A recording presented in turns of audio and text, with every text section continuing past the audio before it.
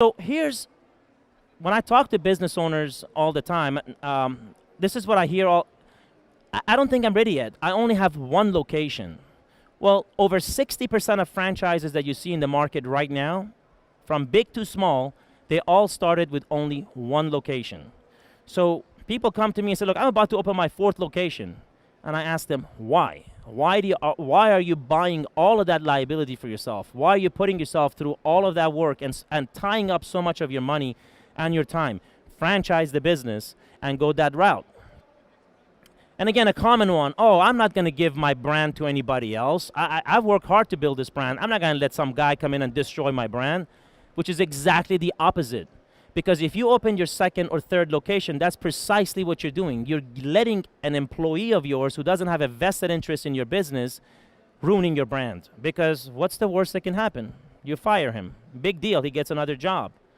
So, but an owner-operator or an owner of a franchise, he cares about this business, so he's not going to destroy your brand. This is the reason why Subway, with 44,000 locations, their brand is stronger than any other brand out there right now. Not one franchise out of those 44,000 locations has destroyed their brand. I'm still working on some few issues. I'm trying to perfect my business to get it ready for franchising. I hear this all the time. Well, listen, I used to work for Motorola for several years, and I developed cell phones. I ran a big department there with engineers that we developed cell phones and paging devices back in the day. Some of you guys are younger than me. You probably don't even know what pages are. But so we always had this constant fight with the marketing department, because the marketing department would say, well, wait a minute, we want to add this other feature before you ship it. Whoa, whoa, whoa, whoa, whoa. One more feature we want to add to it, and one more feature, and this has to be perfect. Meanwhile, we're 6 months behind in shipping the product. Guys, we just lost millions of dollars, and our competitor has a product out there. We're still waiting to get our product out there. So as a business owner, you'll never be ready, because we're all perfectionists. We want our business to be perfect. So don't worry about it. Don't worry about that. And I'm going to show you some examples. Get ready, start franchising. You grow with your franchise operation. You grow with this system, and you better your business, you better your franchise as time goes on. I want to remodel my business. My flooring isn't right. This flooring was an old flooring that I used because we didn't have the money to when we started this when we started our business. I can't franchise this. Well, you can't.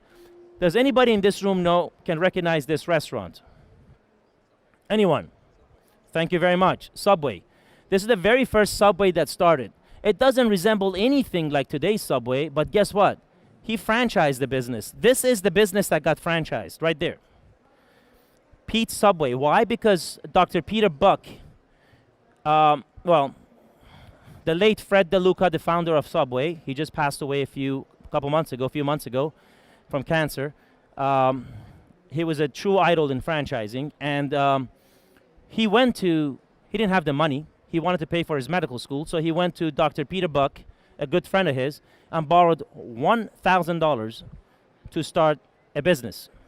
So with $1,000, they started this. That's why it's called Pete's Super Submarines. In 1968, they started franchising the business. Now, if I went to this guy, he would say, well, no, my business is not ready right now. I can't. How can I franchise that? Look at that thing. Well, guess what? In 1981, they made it a little bit nicer, and this is 2016, a completely different animal. So the business grows with the franchise. It gets better and better every day. So if you look at the number of franchises they've sold, this is just some success stories. If you look at the number of franchises that Subway has sold, they started franchising, and by 1981, just 6 or 7 years after they started franchising, they had 200 locations. Now, mind you, Sub Sandwich is a very generic franchise. We all know how to make sub sandwiches. There's nothing special about it. Most of you guys have very unique businesses. This is nothing unique. This is bread, mayonnaise, mustard, lettuce, tomato, whatever it is, and you got yourself a sandwich. I probably can make a better sandwich than any of those guys, right? But the bottom line is, they grew. They grew very fast because, once again, people want to buy into a proven model as opposed to starting their own sub-sandwich shop. In 1 year, they went from 200 to 300, so 50% increase in their franchise. By 1987, they had 1,000 locations. But guess what happened? In 1988, they doubled that. They sold 1,000 franchises. Today, they have 44,000 locations, and they grow by an average of about 5 franchise locations every single day. Every single day, 5 new franchises are open somewhere in this.